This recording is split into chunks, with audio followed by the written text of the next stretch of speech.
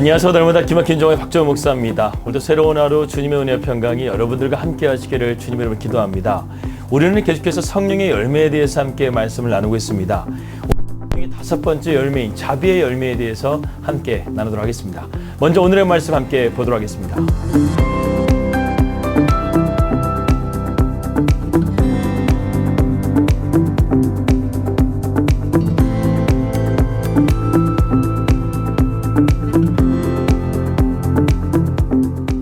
옛날에는 까치밥이라는 것이 있었습니다. 겨울에 먹을 것이 없는 까치에게 먹이가 되도록 주인이 감나무에 감을 다 따지 않고 남겨놓는 것을 말하죠.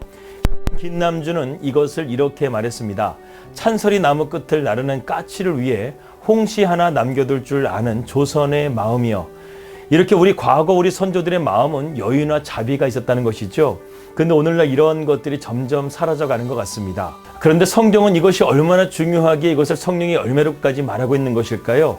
자비는 영어로 번역하면 친절이라고 말하기도 합니다. 그리고 국어사전의 뜻은 다음과 같습니다. 남을 깊이 사랑하고 가엾게 여긴다. 또한 친절의 사전적 의미는 대하는 태도가 매우 정겹고 고분고분한 태도라고 말합니다. 자비나 친절, 모든 사람에 대한 태도라고 할 수 있다는 것이죠. 즉 인간에 대한 존중과 사랑의 마음을 그 바탕에 깔고 있다는 것입니다. 그래서 어려운 처지에 있는 사람이 있으면 도와주고 싶은 마음이 바로 우리의 마음의 태도라는 것이죠. 그런데 그리스도인들은 바로 이러한 자비의 사람들이었습니다. 헬라어로는 크리스토테스라는 단어를 쓰고 있는데요. 이것은 메시아를 뜻하는 크리스토스와 상당히 비슷한 단어로서 그 당시에 그리스도인들은 자비의 사람들이었다는 것입니다. 서양에서는 자비라고 부르지만 동양에서는 이것을 뭐라고 부르죠? 측은지심이라고 부릅니다. 이것도 곤경에 처한 누군가를 보게 되면 불쌍한 마음이 들고 도와주고 싶은 마음을 뜻하는 것이죠.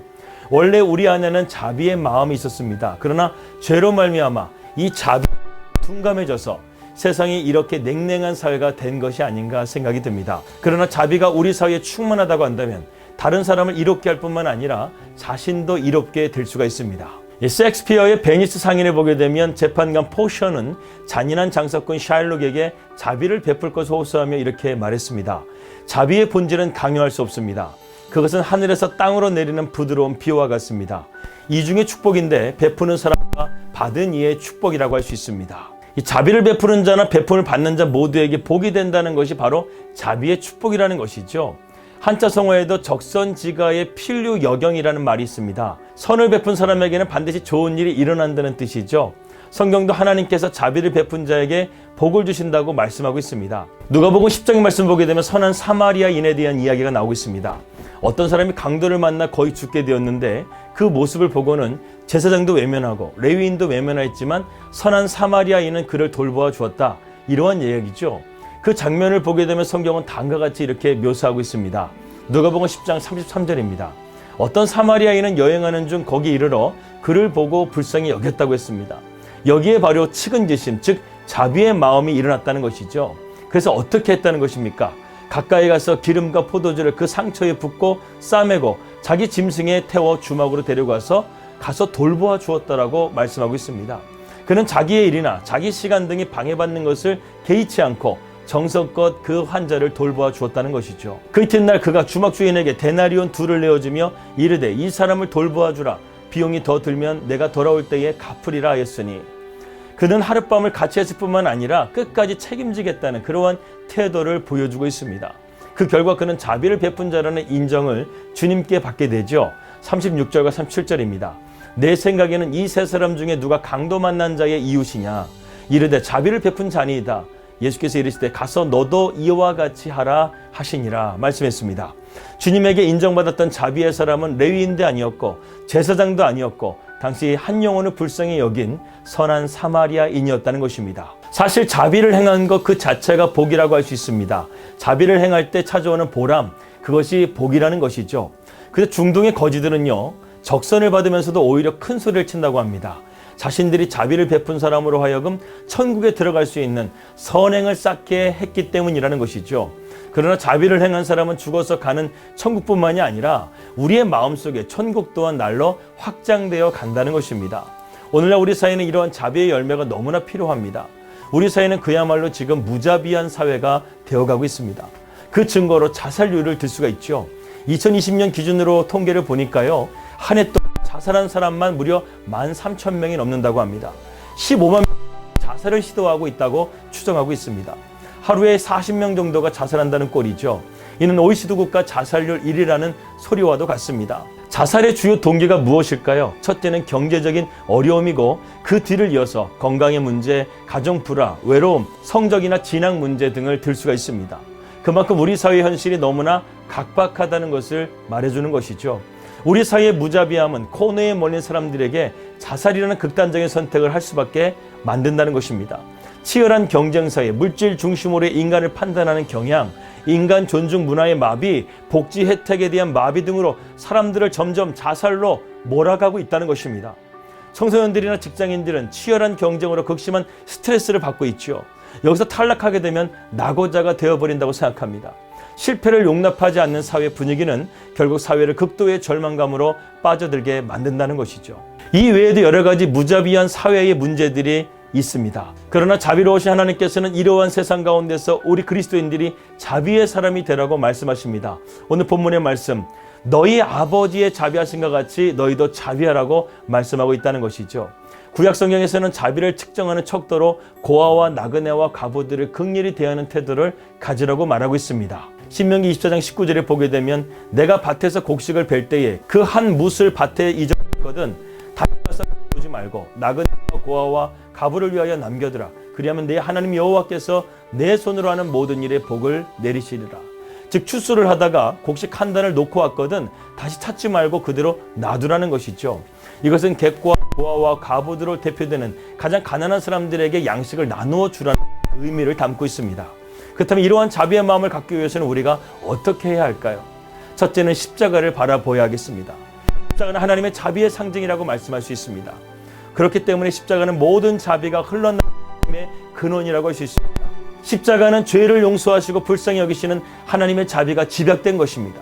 그래서 자기가 받은 자비와 은총이 얼마나 놀라운지를 깨달은 사람, 비로소 다른 사람을 용서할 수 있고 자비를 행할 수 있는 힘을 얻게 된다는 것이죠. 두 번째로 타인과 자신을 동일시하는 훈련이 필요합니다. 모든 인간 존재는 다 같습니다. 살과 뼈와 피로 되어져 있습니다. 모두가 고통은 피하고 싶고 행복을 원합니다. 내가 원하는 것은 다른 사람도 똑같이 원하고 있다는 것이죠. 그래서 주님은 남에게 대접을 받고자 하는 대로 너희도 남을 대접하라고 말씀하고 있습니다. 이렇게 서로 입장을 바꿔 생각하게 되면 우리 안에 자비심이 일어나게 된다는 것이죠. 여러분, 무자비한 사람의 특징은 공감하지 못하는 것이 있습니다. 그래서 다른 사람의 입장에서 그 감정을 느끼지를 못한다는 것이죠. 셋째는 고통을 외면하지 않고 바라보는 것입니다. 우리 안에 있는 자비심은 고통받는 자를 목격할 때 자연한다는 것이죠. 그래서 눈을 들어 보는 것이 필요하다는 것입니다. 우리가 선한 사마리아인의 비유를 보게 되면 의도적으로 주님께서 사용한 단어가 있는데 바로 본다라는 동사입니다. 누가복음 10장 30절에서 31절의 말씀입니다.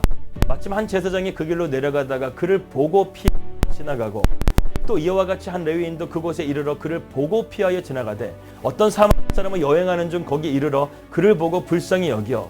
여기서 헬라어로 눈으로 본다는 것은 호라는 단어를 쓰고 있습니다. 이것을 예수님은 3번이나 언급하셨다는 것이죠. 그런데 여기서 누가 자비의 눈으로 보는데 실패했습니까? 제사장이었습니다. 그들은 실상 제대로 본 것이 아니었죠.